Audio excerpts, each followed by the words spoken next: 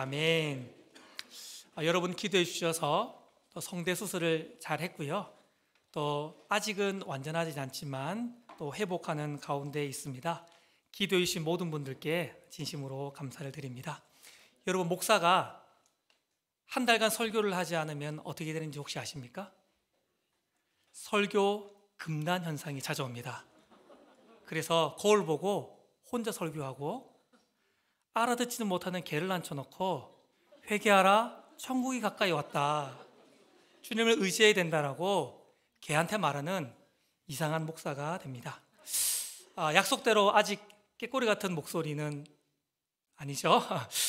금요일 새벽은 좀 괜찮았는데 금요일 주일 새벽 또 일부를 하다 보니까 깨꼬리에서 약간 참새 정도는 내려온 것 같아 생각이 드는데, 아직은 온전하진 않지만 오늘 이 시간에도 연약한 종을 통해서 우리 하나님이 말씀하실 줄 믿습니다. 프랑스의 철학자인 장 폴트 사르트르는 이런 말을 했습니다. 우리의 인생은 B와 D 사이의 C다. B, 벌써 태어나서, D, 데스, 죽을 때까지, C, 초이스, 선택으로 가득 찬 것이 우리의 인생이다라고 이야기했습니다.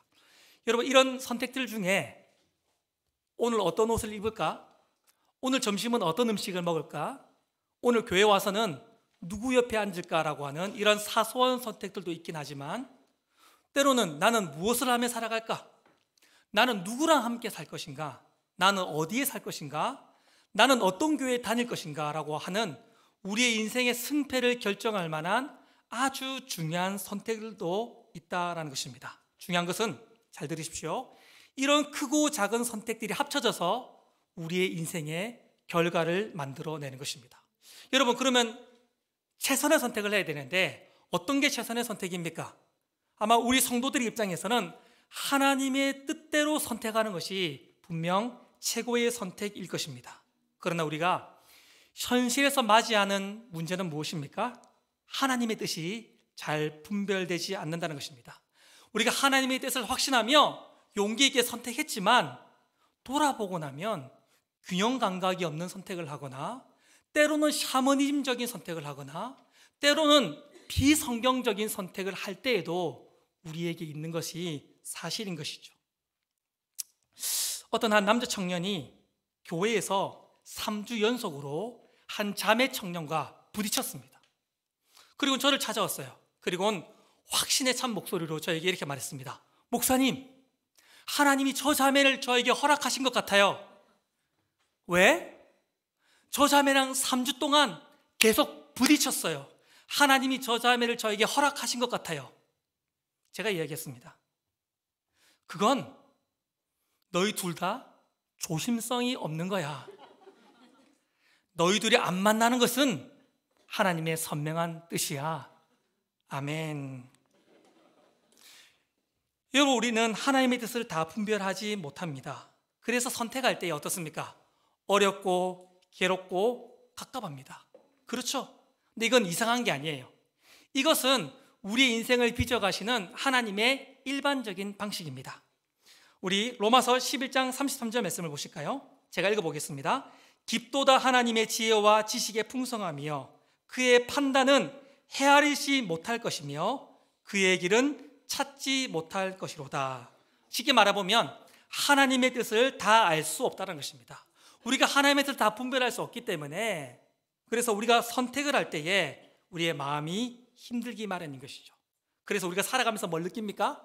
우리가 다 하나님의 뜻을 알아서 하나님의 뜻대로 선택하기보다는 많은 경우는 살고 났더니, 지나고 났더니, 이게 하나님의 은혜였구나, 지나고 났더니 이게 하나님의 섭리였구나라고 고백적으로 고백하는 경우가 훨씬 많은 것을 보게 됩니다. 그렇다고 해서 우리가 막 살아도 된다는 말은 아닙니다. 아무렇게나 결정해도, 아무렇게나 선택해도 하나님이 책임지시지, 이런 뜻은 아닙니다. 바울은 로마서 11장에서 우리는 하나님의 뜻을 다 알 수 없다고 말했지만 12장에서 뭐라고 말하고 있습니까? 12장에서는 하나님이 선하시고 기뻐하시고 온전한 뜻이 무엇인지 말아 분별하라. 그리고 그 분별된 뜻대로 선택하는 바른 선택의 삶을 살아라고 이야기하고 있습니다. 여러분, 저를 보실까요? 우리는 이런 균형이 있어야 됩니다. 우리는 하나님의 뜻을 다 이해하지 못합니다. 때로는 잘못된 선택을 하기도 합니다. 그러나 선하시고 사랑이 많으신 하나님께서 그런 연약한 우리의 인생을 섭리로 이끄셔서 하나님이 하셨구나, 하나님의 은혜였구나라고 고백하게 하시는 줄 믿습니다. 근데 이렇게만 살면 안 됩니다. 또 우리는 우리의 삶의 현장에서 하나님의 뜻이 무엇인지 분별하고, 그래서 분별된 뜻대로 최선을 다해 선택하는 선택의 삶을 살아야 되는 줄 믿습니다. 그래서 저는 오늘부터 한 몇 주간, 짧으면 8주, 길면 한 10주 정도 동안 구약에서 믿음으로 선택한 인물들을 살펴보겠습니다. 믿음으로 하나님이 기뻐하시는 선택을 하며 살아갔던 인물들을 살펴보면서 우리도 그 믿음의 선배들을 바라보면서 바른 선택을 하며 살아갈 수 있기를 주님의 이름으로 축원합니다. 이런 크고 작은 믿음의 선택들이 우리의 인생을 새롭게 만들어내는 것이죠. 그리고 새롭게 된 우리의 인생을 하나님이 하나님의 복으로 채우실 것입니다. 가장 먼저 오늘은요, 아브람과 롯에 대해서 살펴보려고 합니다. 그런데 오늘 시간 관계상 아브람까지는 나가지 못할 것 같고요, 롯의 인생만 함께 살펴보려고 합니다. 오늘 본문의 배경이 되는 이야기를 먼저 함께 나누겠습니다. 아브람은 75세 때 하나님의 부르심을 받습니다. 그는 오늘 2025년 사회 주제처럼 부름받은 하나님의 백성이 되었습니다. 이 하나님의 부르심 앞에 아브람은 순종하기로 선택을 합니다. 근데 이 믿음의 여정 가운데에 그의 조카 롯도 이 믿음의 여정에 동참하게 되는 것이죠. 아브람은 하나님의 명령을 따라서 가나안 땅에 도착했습니다. 그런데 가나안 땅에 도착했더니 그 땅에 기근이 있는 것입니다. 그래서 아브람은요, 기근을 피해 애굽으로 내려가기로 선택합니다. 이때에 아브람이 절대 하면 안 되는 선택을 하나 하게 됩니다. 그게 뭐였습니까? 아브람이 자기 아내 사라를 딱 보니까 너무 이쁜 것입니다. 그날따라 너무 이뻐 보였던 것 같습니다. 그래서 사라가 너무 이뻐서 애굽 사람들이 사라를 빼앗기 위해서 자기를 죽이고 사라를 빼앗을까 봐 아브람이 두려움에 사로잡힙니다. 그래서 어떻게 합니까? 거짓말을 하죠. 우리 이제 그냥 오빠 동생 사이라고 말하자. 우리 오빠 동생 사이라고 말하면서 우리 서로 생명을 보존하자라고 거짓말로 입을 맞춥니다. 한글 성경에 보면 이렇게 말하고 있는데, 내가 알기에 그대는 아름다운 여인이라. 그런데 여러분, 이거 히브리어 원문으로 보면 되게 재밌어요. 아브라함이 이렇게 고백하고 있습니다. 보라, 이렇게 시작해요. 갑자기 사라를 보면서 보라, 이렇게 말하고 있어요. 요즘 말로 고치면 헐, 헉, 이런 거예요. 평상시에 그냥 쳐다봤는데 그날따라 갑자기 애굽 땅 가려다 보니까 너무 이뻐 보이는 겁니다. 헉, 이러면서 뭐라고 말하냐고 있냐면, 이제야 내가 깨달았다. 뭐라고? 당신이 이렇게 이쁜 여자인 것을. 들어봤습니까, 이런 이야기? 근데 여러분 있잖아요, 이해가 안 가는 게 하나 있어요. 이때 당시에 사라 몇 살이었습니까? 한잔할 동안 얘기해 보세요. 이때 당시에 사라 몇 살이었습니까? 최소 65세 이상. 최소 65세 이상이었던 사라를 보면서 아브라함이 너무 이쁘가지고 이 사라를 빼앗기기 위해 자기를 죽일까 봐 두려움에 사로잡히는 겁니다. 제가 우리 교회 연령대 표가 있잖아요. 누가 65세인가 이렇게 좀 살펴봐. 대충 뭐 나이가 약간 다를 수 있으니까 예를 들어 한번 제가 설명해 보겠습니다. 예를 들어서 뭐 우리 교회 최기한 권사님 대충 65세쯤이에요. 대충 65세쯤인데 우리 최기한 권사님 엄청 아름답고 고결하고 순결하고 너무 품격 있으신 분이시죠.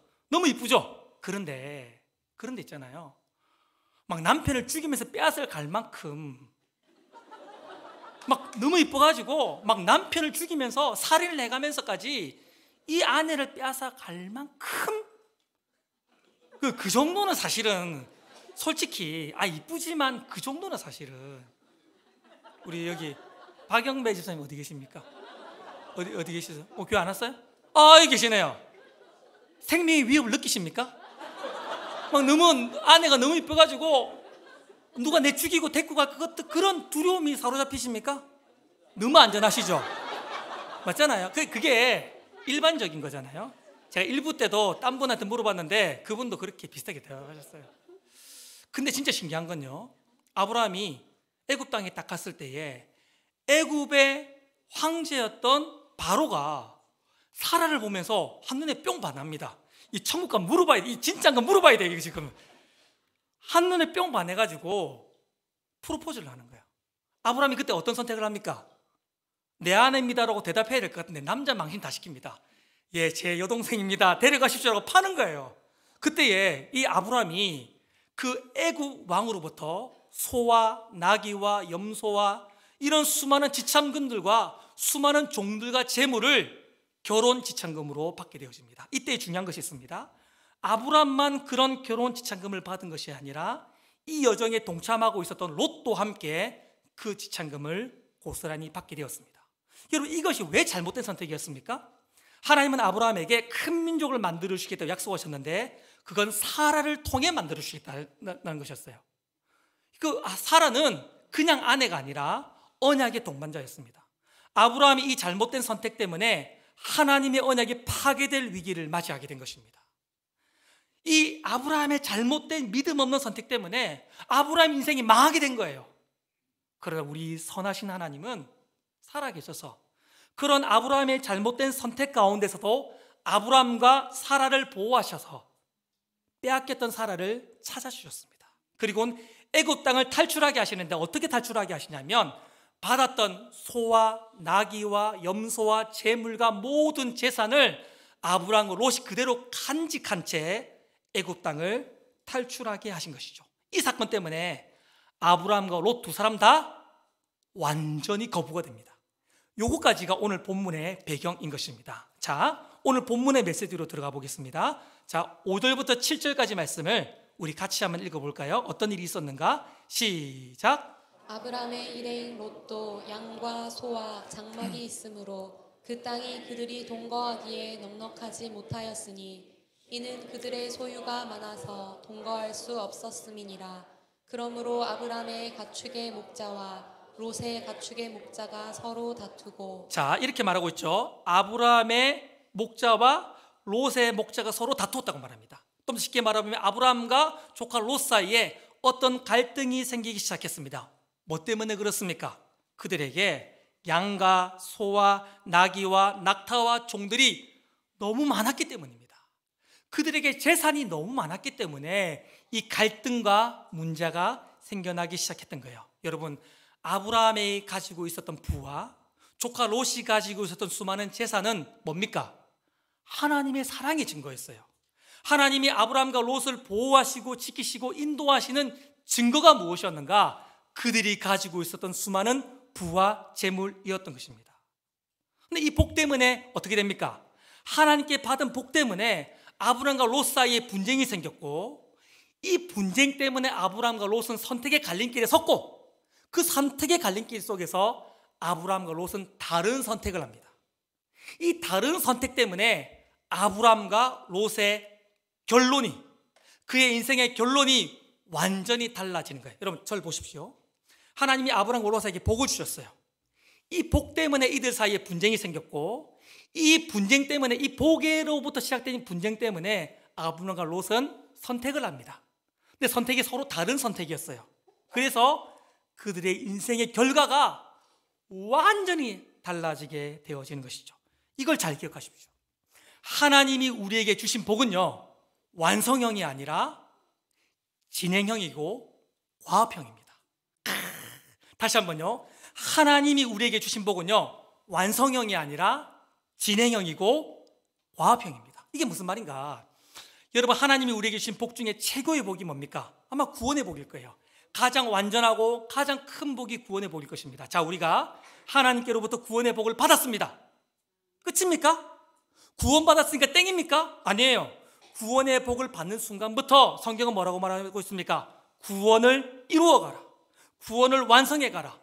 구원받은 자답게 살아가는 과업, 사명, 그것이 주어지는 것 아닙니까?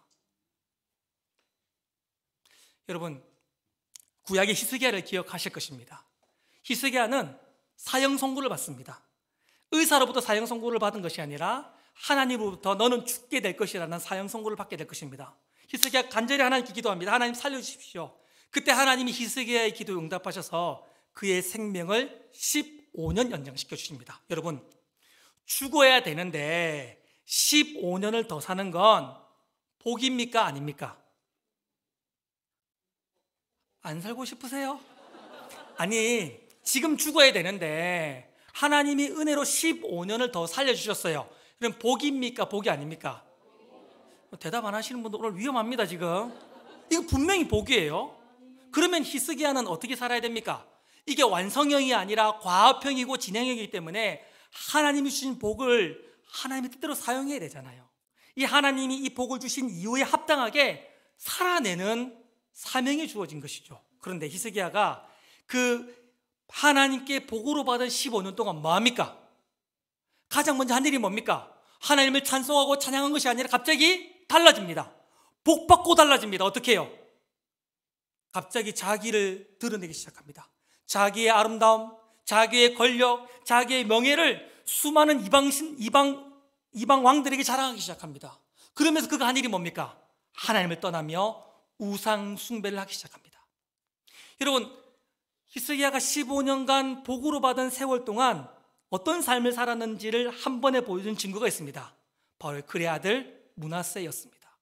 므낫세는 히스기야가 15년 후에 죽고 나서 왕이 되어졌는데, 므낫세가 몇 살에 왕이 되어지냐면 12살에 왕이 되어집니다. 그 말은 15년간 세월을 연장받은 복으로 받은 시간 속에서 므낫세가 태어났다는 거예요. 그러니까 므낫세는 히스기야가 15년간 어떻게 살았는지를 보여준 증거물이에요.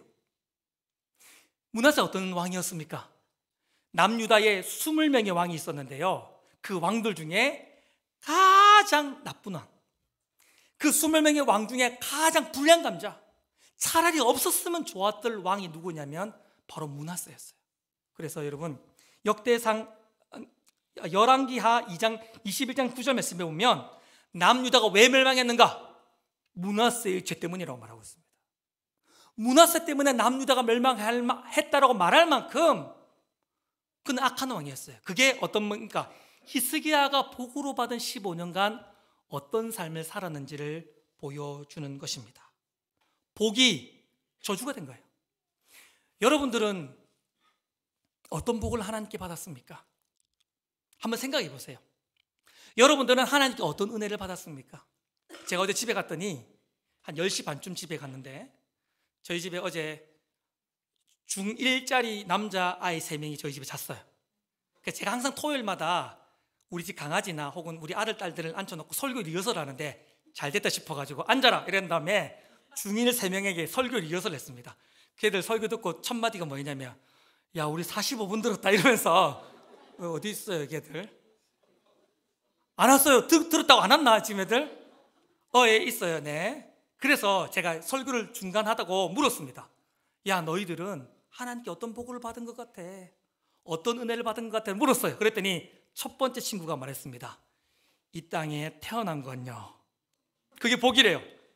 잘했다. 두 번째 친구가 말했습니다. 좀 웃긴데요, 뭐라고 말하는 친구가 얘기했습니다. 고아가 아닌 건요, 이렇게 말했어요. 지금 부모님이 계신 게 자기가 받은 복이래요. 세 번째 친구가 말했습니다. 교회 다니는 건요, 다 정답입니다. 우리가 이 땅에 태어나고 믿음 생활하고 건강한 것, 수많은 부를 누리고 있고 믿음 생활하고 있고 이 자리에 있는 것도 다 하나님이 주신 복일 것이 분명합니다. 그러나 그 복은 완성형이 아닙니다. 그 복을 가지고 그 복 주신 하나님의 뜻대로 살아가는 것이 복 주신 하나님의 의도인 줄 믿습니다. 그러나 많은 사람들은 가만 보면 이 복을 가지고 죄의 도구로 써요. 하나님 주신 재물을 가지고, 하나님 주신 건강을 가지고, 하나님 주신 시간을 가지고, 하나님의 삶의 풍요로움을 가지고 오히려 타락의 도구로 쓰는 사람들이 많은 것을 봅니다. 여러분, 축복합니다. 하나님이 주신 복을 하나님의 뜻대로 사용할 수 있기를 주님의 이름으로 축원합니다. 하나님이 주신 복을 하나님의 영광을 드러내는 도구로 사용하셔서 복의 청지기로 살아갈 수 있기를 주님의 이름으로 축원합니다. 자, 아브라함과 롯 두 사람 다 복을 받았어요. 그런데 이 복 때문에 이들은 선택하게 됐습니다. 아브라함의 선택은 다음 주에 살펴보고, 롯이 이 복 때문에 어떤 선택을 하는지 살펴보겠습니다. 우리 10절 말씀을 같이 읽어보겠습니다. 자, 오늘 가장 중요한 부분인데요. 10절 말씀입니다. 같이 읽겠습니다. 시작. 이에 롯이 눈을 들어 요단 지역을 바라본즉 소알까지 온 땅에 물이 넉넉하니 여호와께서 소돔과 고모라를 멸하시기 전이었으므로 여호와의 동산 같고 애굽 땅과 같았더라. 자, 여러분 한 절 말씀 안에 진짜 많은 정보들이 있습니다. 하나씩 설명해 보겠습니다. 첫째로 롯의 선택 방법은 무엇이었습니까? 자, 제가 읽어볼게요. 이에 롯이 눈을 들어 요단 지역을 바라본즉. 자, 롯의 선택 방법은 무엇이었습니까? 보이는 대로 선택하는 것이었습니다. 다시요. 롯의 선택의 방법은 무엇이었습니까? 보이는 대로 선택하는 것이었습니다. 여러분, 지금 롯은요, 이때까지는 하나님의 말씀을 듣고 움직였습니다. 하나님의 음성을 따라서, 하나님이 허락하신 계시를 따라서 말씀을 붙잡고 여기까지 왔어요. 물론 하나님의 말씀은 아브라함에게 주어졌지만 롯도 그 하나님의 언약의 말씀을 붙잡고 그 말씀의 인도를 따라서 여기까지 왔단 말입니다. 그런데 가장 중요한 선택의 순간에는 말씀이 아닌 보는 대로 선택합니다. 더 정확하게 말해보면 가장 중요한 순간, 말씀과 그분의 음성을 뒤로 한 채에 세상 사람들처럼 보이는 대로 선택하고 있는 것입니다. 롯의 선택의 방법이 무엇이었습니까? 세상 사람들처럼 보는 것으로 선택하였습니다. 두 번째로 롯의 선택의 기준은 무엇이었습니까? 제가 읽어보겠습니다. 소알까지 온 땅의 물이 어떻게 했습니까? 넉넉하니 여호와께서 소돔과 고모라를 멸하시기 전이었으므로 여호와의 동산 같고 애굽 땅 같았더라. 여러분, 지금 롯이 소돔과 고모라를 선택합니다. 근데 왜 선택합니까? 계시죠? 왜 선택했습니까? 뭐 때문에? 그 땅에 뭐가 넉넉했습니까? 물이 넉넉했어요. 여러분, 지금 소돔은요, 롯은요, 목축을 하는 사람이에요. 광야에서 목축을 하려면 반드시 뭐가 있어야 됩니까? 물이 있어야 돼요. 물이 있어야 풀도 있고 물이 있어야 양, 소, 나귀를 키울 수 있기 때문입니다. 그러니까 물이 넉넉하다는 말은 좋은 조건이었다는 것입니다. 얼마나 좋은 조건이었습니까? 여호와의 동산처럼 좋았습니다. 에덴 동산, 전설로만 내려왔던 에덴 동산처럼 소돔과 고모라 땅이 좋았어요. 또 애굽 땅 같았습니다. 여러분, 그 당시에 가장 부강하고 풍요로운 나라가 어디였습니까? 애굽이었어요. 그리고 실제로 롯은 애굽의 풍요로움을 경험했었습니다. 지금 자기가 누리는 부가 다 애굽으로부터 온 것 아닙니까? 그런데 눈을 들어보니까 소돔과 고모라도 에덴 동산처럼 애굽 땅처럼 풍요롭고 부유한 것입니다. 물이 많은 것입니다. 이건 뭡니까? 자기에게 이익이 되는 것이었어요. 다시요. 소돔과 고모라 땅은 자기에게 이익이 되는 땅이었습니다. 지금 롯은요, 자기에게 이익이 되는 땅을 선택하고 있는 것입니다. 11절 말씀에 보시면요, 롯이 소돔과 고모라 땅을 택하고 오라고 되어져 있는데 히브리 원문으로 보면 이렇게 말하고 있습니다. 자기를 위하여 그 땅을 택하고. 성경의 기자는요, 롯이 자기의 이익 때문에 자기를 위하여 소돔과 고모라 땅을 택했다라고 분명하게 말하고 있는 것입니다. 롯의 선택의 기준이 뭐였다고요? 자기 이익. 여러분, 아담과 하와가 선악과를 먹었죠? 왜 먹었어요? 선악과를 먹는 것이 자기에게 이익이 된다고 생각했기 때문에 아담과 하와는 선악과를 먹었습니다. 여러분, 지금 제 설교를 들으면서 여러분 마음 안에 불편하실 분이 계실 것 같아요. 아니, 선택할 때에 나한테 이익이 되도록 선택하는 건 당연한 거 아닌가? 나한테 유익하고 내게 유리하고 나한테 이익이 되도록 선택하는 건 당연한 것 아닌가? 맞아요. 여러분, 선택할 때에 나한테 유리하고 좋은 선택을 해야 돼요. 나한테 이익이 되는 선택을 해야 됩니다. 그러나 하나님 백성들은요, 자기 이익보다 더 중요한 가치가 있습니다. 성도는 자기에게 이익되는 것보다 더 우선되는 삶의 가치가 있단 말입니다. 그게 뭐예요? 그게 어떤 것입니까? 성경을 같이 읽어볼까요? 로마서 14장 7절 8절 제가 읽어볼게요. 우리 중에 누구든지 자기를 위해 사는 자가 없고, 바꿔 읽어볼게요. 우리 중에 누구든지 자기의 이익을 위해 살면 안 되고 자기를 위하여 죽는 자도 없다.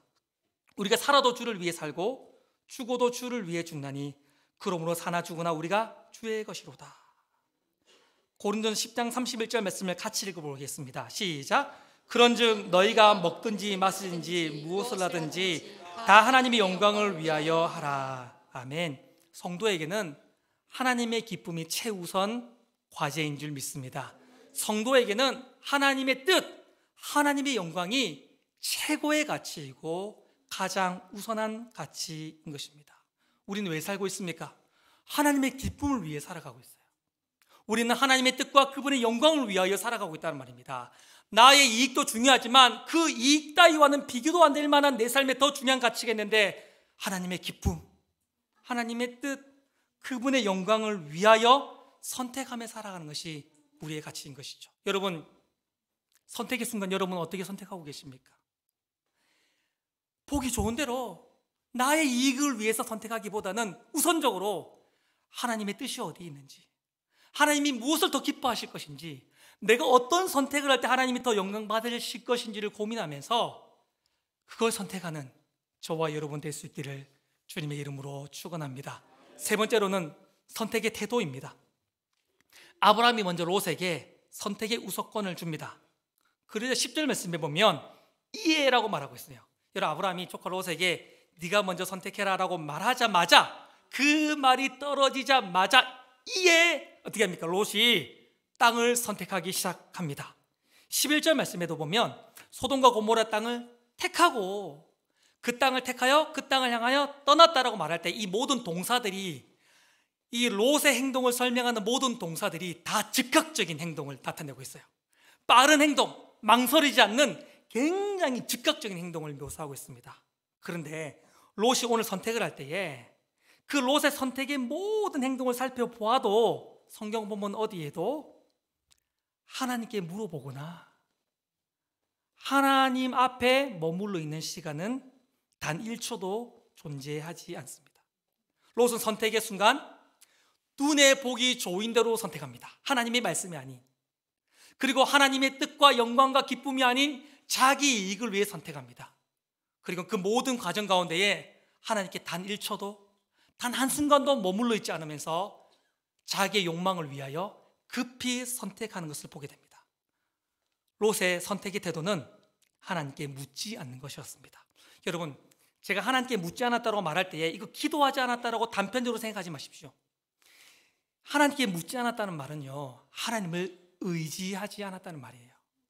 하나님을 의지하지 않는 사람은 왜 그런지 아십니까?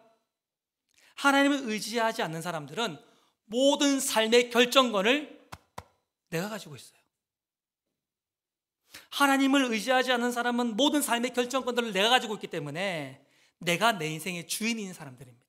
내가 내 인생의 주인인 사람들은 내가 내 인생의 결정권을 가지고 있기 때문에 하나님께 묻지 않고 그분을 의지하지 않는 것입니다.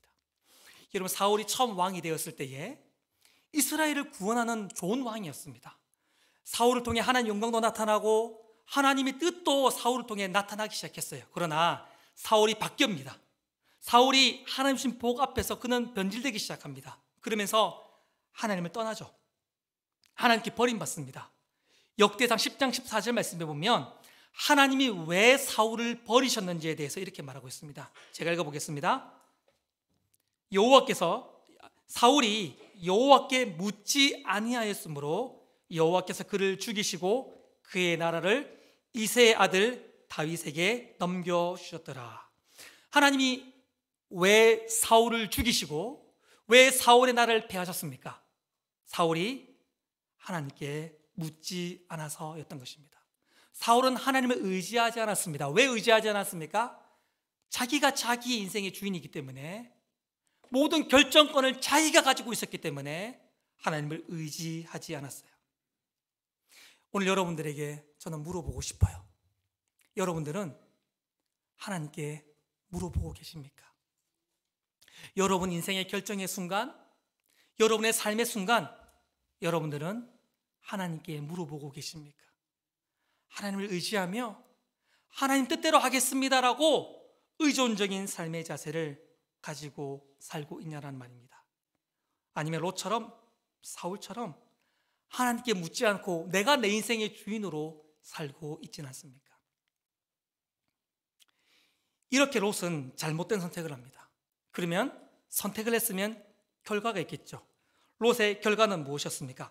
말씀을 떠나서 보는 것으로 선택했고, 하나님의 뜻이 아닌 자기의 이익을 위해 선택했고, 하나님을 의지하지 않는 선택을 했습니다. 그 삶의 결과가 무엇이었습니까? 11절 말씀을 보실까요? 그러므로 롯이 요단 온 지역을 택하고 동으로 옮기니 그들이 서로 떠난지라. 롯이 소돔과 고모라를 선택합니다. 그리고 소돔과 고모라를 향하여 갔는데 어디로 갔다고 성경은 말하고 있습니까? 어디로요?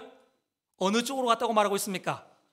동쪽으로 갔다라고 말하고 있습니다. 여러분, 제가 한번 말씀드린 적이 있었는데요, 창세기에서는요, 하나님을 떠나는 선택을 할 때에, 하나님이 싫어하는 선택을 할 때에, 하나님을 대적하는 결정을 할 때에 동쪽으로 갔다라고 하는 성경의 상용구처럼적인 표현이 있습니다. 아담과 하와가 하나님을 대적했어요. 선악과를 먹었습니다. 그래서 에덴 동산을 쫓겨나게 됩니다. 그래서 어디로 갔습니까? 에덴 동산을 쫓겨나서 동쪽으로 갔습니다. 성경을 찾아보세요. 가인이 하나님을 대적합니다. 하나님 저 없이 당신과 상관없습니다 라고 말한 다음에 하나님을 대적하여 하나님 떠납니다. 그래서 하나님 떠나 어디로 갔다고 말하고 있습니까? 동쪽으로 갔다고. 이제부터 무조건 동쪽이에요. 답은 알았죠? 사람들이 어디로 갔습니까? 사람들이 어디로 이동했습니까? 네, 어디로? 동쪽으로 이동합니다. 그리고 뭘 쌓았습니까? 바벨탑을 쌓기 시작합니다. 최소한 창세기 안에서는 동쪽으로 갔다는 말의 의미는 하나님을 대적했다, 하나님을 떠났다, 잘못됐다라는 지적인 것입니다. 오늘 지금 롯이 선택했어요. 소돔과 고모라 땅을 선택했습니다. 하나님이 말씀이 아닌 보이는 대로, 하나님의 기쁨과 영광이 아닌 자기 이익을 위해서 하나님께 묻지 않고 선택을 했더니 그 선택이 틀린 선택이라고, 그 선택이 잘못된 선택이라고 롯이 동쪽으로 갔다는 것들을 통해서 우리에게 말하고 있는 것입니다. 또 하나 10절 말씀을 보실까요? 여호와께서 소돔과 고모라를 멸하시기 전이었으므로 라고 말하고 있습니다. 하나님이 소돔과 고모라를 멸망시킬 거예요. 그런데 멸망할 땅을 선택하며 롯이 갔습니다. 그 말은 이 선택은 멸망할 선택이었다는 것입니다. 이 선택은 망하는 선택이었다는 것입니다. 조금만 더 살펴보면요, 창세기 19장 1절 말씀에 보면 롯은 소돔 성문에 앉아 있었습니다. 여러분, 고대 사이에서 성문에 앉아 있는 사람은 누구였냐면 장로나 그 성의 지도자나 그 성에서 영향력이 있는 사람이 성문에 앉아 있어요. 롯이 19장 1절 말씀에 보면 소돔성의 성문에 앉아 있었다는 말은 그 성의 장로이거나 그 성의 지도자이거나 최소한 그 성에서 굉장히 영향력을 미치는 어떤 사람이었다는 것들을 보여주는 것입니다. 쉽게 말해서 세상에서 성공한 사람이었어요. 베드로후서의 말씀에 보면 이런 롯은 구원받은 사람이었습니다. 자, 롯은 구원받은 사람이었어요. 세상에서도 성공하는 사람이었습니다. 그러나 우리가 성경을 알다시피 롯은 멸망받은 소돔 고모라 땅 사람들하고 똑같이 살아갑니다. 그가 구원받은 사람이 분명하지만 멸망당할 소돔 고모라 사람들과 조금도 다르지 않는 삶의 방식으로 삶의 결정을 하며 삶의 목적을 가지고 멸망당하는 사람하고 구별되지 않는 삶을 사는 거예요. 우리에게 적용시켜보면 교회에 있고 구원도 받았으나 지옥 가는 세상 사람들하고 조금도 다르지 않는, 구별되지 않는 인생을 살았던 사람이 바로 롯이라는 것입니다. 더 나아가 볼까요? 롯의 인생 전체를 살펴보면요, 롯의 인생 가운데에 하나님하고 상관이 있는 구절이 별로 없어요. 롯의 전 인생을 통하여 하나님의 기쁨을 선택하거나 하나님의 영광을 택하거나 하나님 나라를 위하여 헌신하는 한 구절의 성경도 나와 있지 않습니다.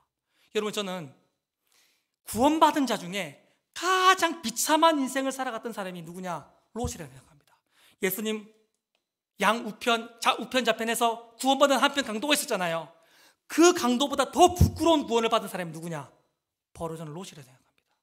구원받았고 세상에서 영향이 있는 삶을 살았지만 하나님을 위해서 아무것도 하지 못하고 세상 사람들과 조금도 다르지 않는 인생을 살았던 비참하고 부끄러운 구원을 받은 사람이 롯이라 생각합니다. 그리고 마지막으로 롯으로 말미암아 시작된 족속이 있었습니다. 그게 누굽니까? 롯으로부터 시작된 족속이 있습니다. 그게 누굽니까? 모압과 암몬 족속이에요. 여러분, 성경을 읽어보시면 모압과 암몬 족속은요, 하나님 나라의 대적자의 심볼입니다. 하나님 백성을 괴롭히고 하나님 나라를 대적한 사탄과도 같은 존재가 모압과 암몬인데, 그 모압과 암몬의 시작은 구원받았으나 하나님께 아무것도 해드리지 못했던 롯으로부터 시작되어진 것입니다. 정리해 볼까요? 여러분, 아브라함과 롯은요 똑같은 자리에 복의 상태에 있었습니다. 그러나 그가 잘못된 선택을 하는 순간 시작은 조금의 차이였으나 그의 인생의 결말은 세상 사람들과 조금도 다르지 않은 인생, 하나님께 아무것도 남겨드리지 못하는 인생, 유산으로 하나님 나라의 대적자들만 남겨놓고 가는 인생으로 그 인생이 기결되더라는 것이죠. 똑같은 복의 상태에서 작은 선택의 차이가 큰 인생의 결말을 만들어내었습니다. 오늘 말씀을 정리하겠습니다. 여러분, 오늘 이 롯에 대한 이야기를 나눌 때에 여러분하고 맞닿아 있는 어떤 모습은 없습니까? 여러분이 살아가는 삶의 방식하고 비슷한 롯의 방식이 있지 않습니까? 오늘 말씀을 들으면서 나한테 하는 이야기 같은데, 예, 여러분들 하는 이야기예요. 내 얘기가, 예, 여러분 이야기예요. 여러분, 이 성경 구절, 이 이야기가 여러분의 이야기처럼 느껴지신다면 회개할 수 있기를 주님의 이름으로 축원합니다. 더 이상 보이는 것으로 살지 말고 말씀으로 살아갈 수 있기를 주님의 이름으로 축원합니다. 내게 이익되는 것보다 더 중요한 건 하나님의 뜻이고 하나님의 기쁨이고 영광인 줄 믿습니다. 그걸 선택할 수 있기를 주님의 이름으로 축원합니다. 완전할 수 없습니다. 그러나 늘 하나님께 물으며 그분을 의지하며 믿음의 선택들을 할 수 있기를 주님의 이름으로 축원합니다. 그러면 하나님이 우리의 삶을 새롭게 하실 줄 믿습니다. 이제 어떤 선택을 해야 되는가? 이 말씀과 이어서 다음 주에 아브라함의 선택을 통해서 우리는 어떤 선택을 해야 되는지 나누겠습니다.